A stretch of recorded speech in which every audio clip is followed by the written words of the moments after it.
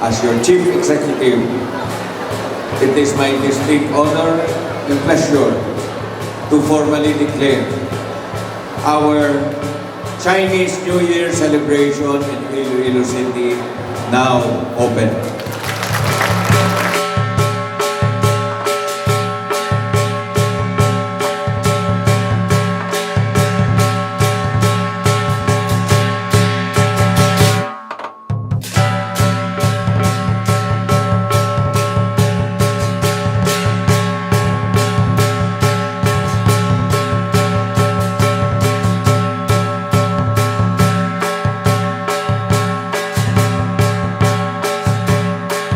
We thank our very own Mayor for the wholehearted support for our task force.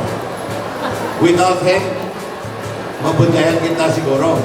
As Wasyong College Iloilo take pride of being the host this year Chinese New Year celebration, where once again take us to a significant journey to the rich Chinese culture and heritage.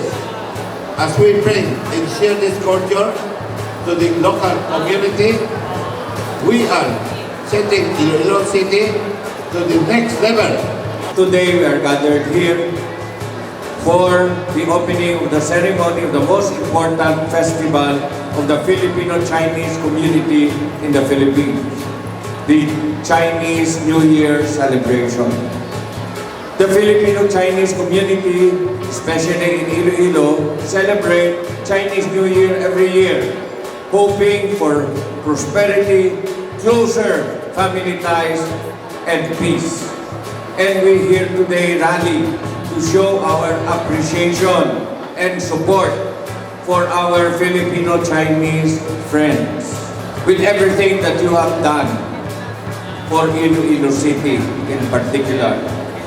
The Vice Mayor and I cannot thank you enough. Madamo gid nga salamat sa inyo. To the whole Ilonggo Filipino-Chinese community, as your mayor, I reaffirm my commitment in maintaining our good relationship by supporting each other. May you have a meaningful and festive Chinese New Year together with the Filipino-Chinese community.